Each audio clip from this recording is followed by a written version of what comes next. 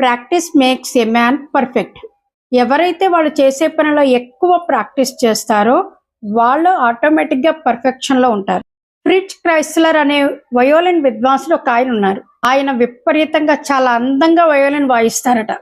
చాలా మంచి music player ఆయన. ఒకరోజు ఆయన్ని ఒకళ్ళు ఒక క్వశ్చన్ అడిగారట. వయోలిన్ ఇంత బాగా వాయిస్తారు కదా, మీకు అదృష్టం వరించింది అని అనుకుంటున్నారా మీరు అని. అందుకని ఆయన నవ్వుతూ ఒక సమాధానం చెప్పారు. నేను ఇంత బాగా వాయించడానికి కారణం అదృష్టం కాదు, నా అభ్యాసం మాత్రమే, అంటే నా ప్రాక్టీస్ మాత్రమే. ఎందుకు అంటే ఒక నెల రోజుల పాటు గనక నేను ప్రాక్టీస్ చేయకపోతే నా వాయింపులో శ్రోతలకి ఆ తేడా కనిపించేస్తుంది. అదే ఒక వారం రోజులు నేను ప్రాక్టీస్ చేయకపోతే నా వాయింపులో తేడా నా భార్యకి కనిపించేస్తుంది. అదే ఒక్కరోజు ప్రాక్టీస్ నేను చేయకపోతే నా వాయింపుల తేడా నాకే కనిపించేస్తుంది. అంటే నెల రోజులకో వారం రోజులకో ఎవరో మన తేడాను గుర్తించడం కాదు, నిజంగా పర్ఫెక్షన్గా ప్రాక్టీస్ చేసేవాళ్ళు వాళ్ళలో ఉండే తేడాని వాళ్లే గమనించుకోగలుగుతారు.